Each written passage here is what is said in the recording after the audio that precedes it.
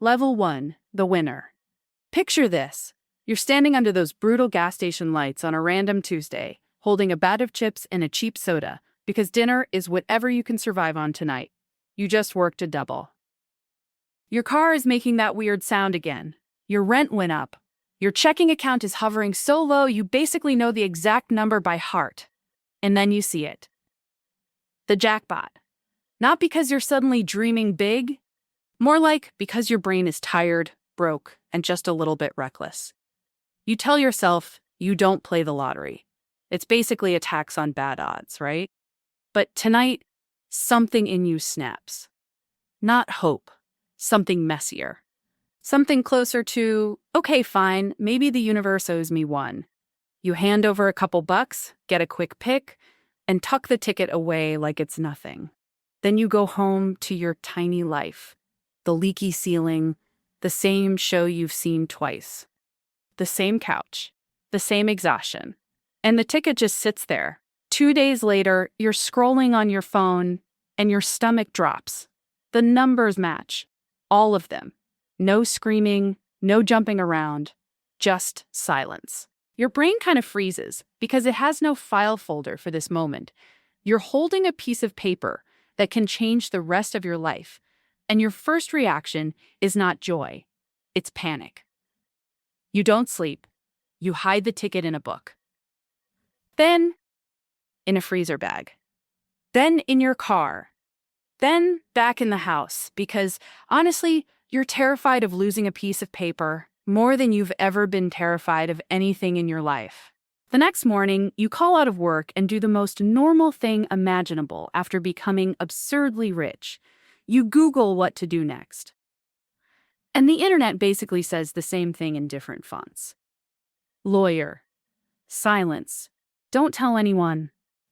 That's when it hits you. You're rich, but you're also extremely exposed. Level 2, the claimant. This is the part people never think about. Winning isn't the finish line. It's the start of paperwork, and the paperwork is vicious. You do not need your cousin's guy. You do not need some flashy attorney with a radio ad in a marble office. You need someone who lives in the weird legal universe of trusts, estates, asset protection, and how do we keep your life from becoming a public disaster? So you find one. Expensive.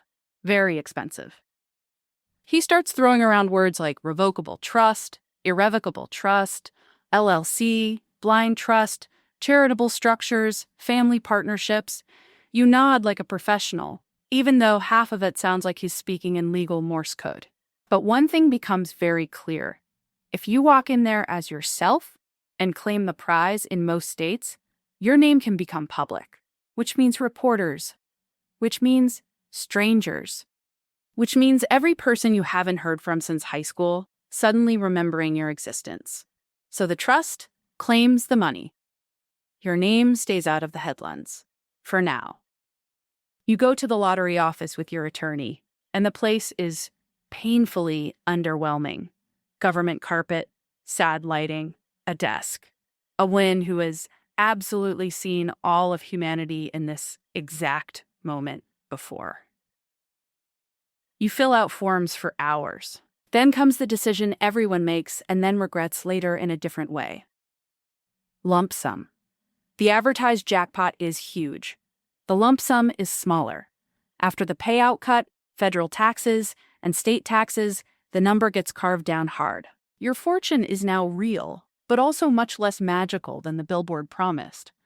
And you sit there realizing something brutal. You just spent less than a week being upset about losing money you never had in the first place. Level 3, the target. The money lands in your account, and the screen looks fake, like a typo, like somebody fat-fingered an extra row of zeros. And now, the secret is gone. You told a few people, your mom, your brother, your best friend. You said very clearly, don't tell anyone.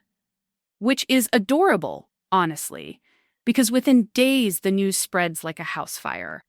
Your mom tells someone, your brother tells someone. Somebody posts something vague online about blessings in abundance, which is basically a neon sign for this family just got money.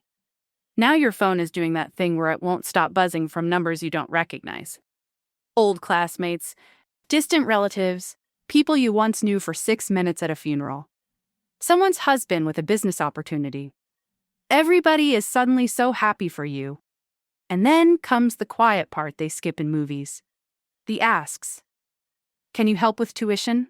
Can you pay off my loans? Can you invest in my restaurant? Can you cover my mom's medical bills? Can you buy me a car? Some of them are sincere. Some of them are shameless. All of them carry the same assumption. Since you got something, you owe something. So you start screening calls, changing numbers, avoiding the places you used to go because every conversation now has a money smell to it. Even your neighborhood bar changes. The bartender gets weirdly polite. The regulars start looking at you like they're doing math in real time. You leave early and don't come back. Then the letters start. Handwritten notes from strangers. Stories that are real enough to hurt. Cancer, eviction, fire damage, surgery, kidney transplants, churches, fundraisers, desperate people with desperate handwriting. You read them because you can't not read them.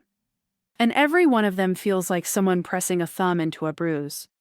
You are still you, but nobody treats you like you are. Including you, if we're being honest. Level 4. The spender. This is where the fantasy gets loud. You buy the big house. Not the sensible one. The dream one. The one with the extra bedrooms, the pool, the huge kitchen, the garage space you'll probably never fill, and the formal dining room that exists mostly to make you feel like a different species. The first night in that house is weirdly lonely. It feels too clean, too quiet, too big. You realize there are rooms in your life now that you may never actually use. But you bought them anyway because, for years, buying space was the dream. Then come the cars, the clothes, the watches, the furniture, the artwork somebody swears is an investment, which is one of the most dangerous sentences in luxury retail. You fly first class, that seat turns into a bed, someone calls you by name, there's champagne, there's steak in the sky. You land and a driver is waiting. You start staying in hotels where the regular room costs more than your old rent, and the suite costs more than your first car.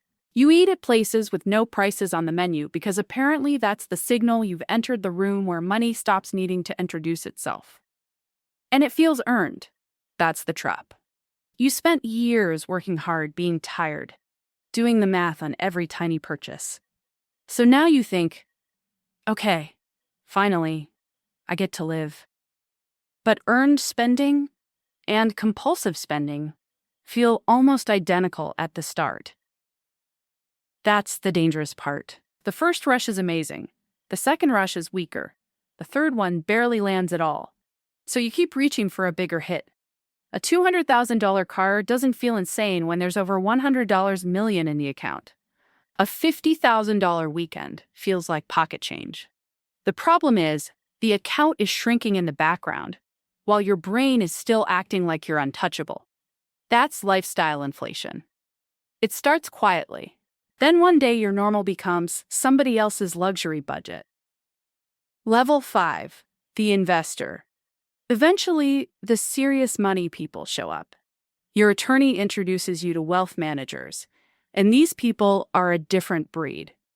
Calm, polished, obsessed with diversification. They talk about portfolios the way surgeons talk about organs.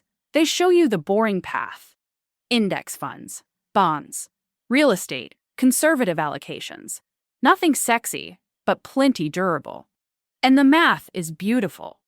If you invest carefully and keep your spending reasonable, your fortune can throw off millions a year without touching the principal. You could live off the returns forever.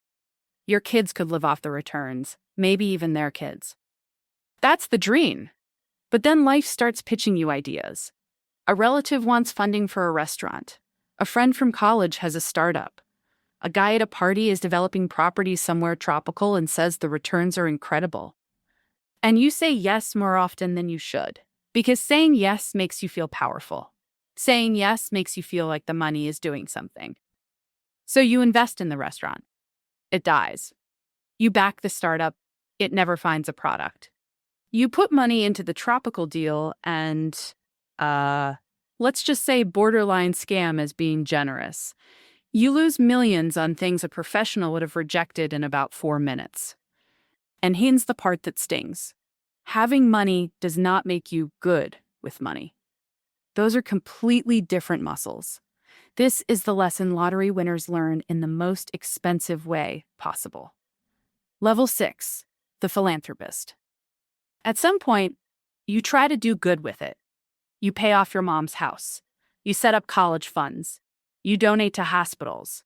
You write checks to causes that matter to you. And for a while, it feels incredible, clean, meaningful. Like maybe the money has a purpose now. Then people notice. The local paper writes about you, charities call, fundraisers invite you, gala organizers suddenly know your schedule better than you do. Every story that lands in your inbox is a test. A sick child, a family in crisis, a shelter that needs help before winter, a veteran, a single mother, somebody who really is drowning. And the awful thing is, you can help. That's the part that wears you down. Because every time you say yes, another need appears. Then another. Then another. So you keep giving until giving stops feeling generous and starts feeling like a moral obligation you can never quite satisfy. That's when you learn the brutal truth. Money can solve a lot of problems, but it cannot absorb the full size of human suffering. So you build a foundation. You hire staff. You create forms and reviews and committees, which is more efficient and also much colder. You went from writing personal checks to managing a system. That's the trade. Level 7, the isolated. 3 years later, your life is smaller in the ways money was supposed to enlarge. You live behind gates. You drive behind tinted glass. You eat at private clubs where the membership fee would make most people laugh out loud and then cry a little. Your circle shrinks to the people around you because of money, not because of history. Attorney, accountant, advisor, assistant, trainer. Security, transactional, but reliable. Old friends drift away slowly, which is somehow worse than a clean break. You paid for dinners, trips, drinks, tickets, everything. At first, it felt generous. Then it started feeling weird. Then it started feeling impossible. The money built a wall no one knew how to climb. Your brother barely calls. You once gave him $500,000 to start a business, and when it failed, he decided you should have given more. You feel guilty. He feels abandoned. Both of you are mad. Neither of you says the real thing. Dating gets strange, too. You can't help wondering if somebody likes you or likes the version of your life they Googled before dessert. You take someone out and she orders the most expensive item. Is that her taste? Or is she testing the temperature of the room? You go out with someone who seems real. Then her friend casually mentions your net worth over brunch and, yeah, that was never genuine. So you pull back. And somewhere in the middle of all this, you end up in therapy with a woman who charges $400 an hour and somehow earns every cent. Because it turns out, loneliness is expensive too. You sit there and talk about how weird it is to be surrounded by services when you used to be surrounded by relationships. That part lands hard. Level 8, the paranoid. Once people know you have money, you stop being a person in the ordinary sense. You become a target category. Someone sues you over a slip and fall at a party. It's nonsense, but it still costs you money and months of stress to make it go away. Then another lawsuit hits. Then another. A business dispute, a misunderstanding, a claim, a settlement. And the pattern becomes obvious. When you have money, people can afford to come after you. Your attorney explains that there's an entire ecosystem built around wealthy defendants. Some people sue because they're wronged. Some sue because you're easier to squeeze than a giant corporation. Some sue because settling is cheaper than fighting. Either way, you end up on a list. So you add cameras, motion sensors, reinforced doors. A security consultant walks through your home, and points out problems you never would have noticed: the windows, the fence line, the predictable routine, the weak spots. Then comes the part that makes you feel both ridiculous and terrified. You hire a guard. Now there's literally a stranger standing outside your house for 12 hours a day, so other strangers won't mess with you. You get vague threats, emails, letters without return addresses, weird little notes that mention your car, your schedule, your address. Most of it is nothing. Not all of it. And once that idea settles in, it never really leaves. You bought a better life, sure. You also bought a permanent sense that somebody might be watching the driveway. Level 9, the reckoning. 5 years in, you sit down for a yearly review and the number hits like a punch. What was once $118 million is now $41 million. You ask him to repeat it because surely that can't be right. But it is. In 5 years, you've burned through $77 million. Houses, cars, failed investments, legal fees, gifts, taxes, security, staff, lifestyle. The cost of keeping up the version of yourself that money created. And the frightening part is $41 million still sounds huge to a normal person. But you are no longer living like a normal person. You're living like a person built around a much larger number. The monthly burn is brutal. Property taxes, insurance, maintains, salaries, foundation obligations. The hidden cost of every shiny thing you bought when you thought the pile was endless. So you start cutting. You sell one place at a loss. You let the guard go. You cancel help. You try to shrink the machine. But the main house is underwater. The market turned. You owe more than it's worth. Then your accountant finds a tax mess from a real estate deal you thought had been handled. Surprise, it wasn't. Now you owe the IRS millions, plus penalties and interest. You fire one accountant. Hire another. He finds more problems. A foundation issue, compliance issues, misallocated funds, potential audit trouble. Every fix reveals 2 more problems hiding underneath it. The people around you start disappearing in polite, professional ways. Your advisor moves firms. Your attorney punts you to somebody junior. The trainer stops answering. The whole structure that once made you feel protected starts to unravel. And underneath all of it is the nightmare nobody tells you about. If you don't work, and you don't have old stability to fall back on, what exactly are you supposed to do now? You're 40-ish. You've been rich long enough to lose your footing and not long enough to know how to rebuild. Level 10, the ghost. 8 years later, the money is gone. Not mostly gone. Gone. The IRS took what it could. The lawyers got paid. The settlements got paid. The debt got paid, or at least chased you until there was nothing left to chase. You sold the house, the cars, the watches, the art, the furniture. Everything that once felt like proof you made it now feels like a receipt from a life that collapsed.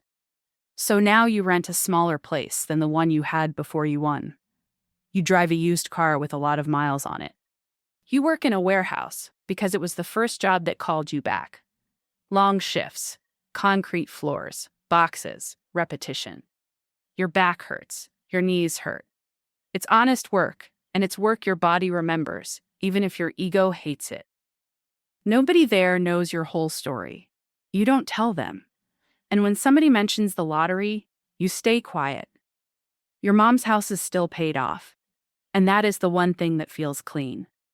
But even she looks at you differently now. Not with judgment, exactly. More like caution. She saw you become somebody else. Then she saw that version disappear. It leaves a mark. Your brother still doesn't really speak to you. The money you gave him wasn't enough to save his business. And when the fortune evaporated, he took it personally. Family can be funny like that. By funny, I mean brutal. Your best friend is the only one who still feels normal. He never told anyone. He never asks questions. You sit in his living room on Sundays and watch football, and for a minute, it almost feels like before. Almost. But there's a gap now. He has a retirement account, a mortgage you can manage. A boring, stable life built the old-fashioned way. The ticket knocked you off that path, and it took years to crawl back to the edge of it. Your credit is wrecked. Your debt is ugly. You owe the IRS. You can't just go rent a nice place, or finance a car, or swipe a card like a normal adult with a backup plan. You are, financially speaking, in worse shape than before you won. And that's the part people don't expect. Before the lottery, you were broke. After the lottery, you understood what broke felt like, with receipts. You know what first class tastes like. You know what it feels like to walk into a room and have people return your calls instantly. You know what it's like to buy without checking the price. And that memory does not go away just because the money does. It lingers. It hurts. It ghosts you. Sometimes you drive by the gas station where it all started. Same lights. Same rack of tickets. Same cashier who probably has no idea she once handed somebody a future implosion in exchange for $2. You watch people come in, buy their quick picks, tuck them into wallets, and walk out carrying a little piece of hope. And you want to warn them. You really do. But what would you even say? Don't dream too hard? Don't play? Be careful what you wish for? That sounds insane coming from a guy in a used car with warehouse dust on his shoes. And the truth is, there isn't a warning strong enough to prepare somebody for what money does to a life. The money itself is almost the easy part. It's everything around it. The pressure, the relationships, the expectations, the paranoia. The pressure to say yes. The pressure to stay generous. The pressure to stay safe. The pressure to become a version of yourself that can hold it all together. And then, eventually, the money leaves too, leaving you with the wreckage and the memory and a receipt for a life you can't get back. Somewhere right now, somebody is handing over $2 for a ticket and imagining freedom. A house, a car, a clean slate, maybe even a little peace. They have no idea what they're really asking for. They think they're buying a dream. What they're actually buying is a chain reaction. And yeah, the cycle keeps going.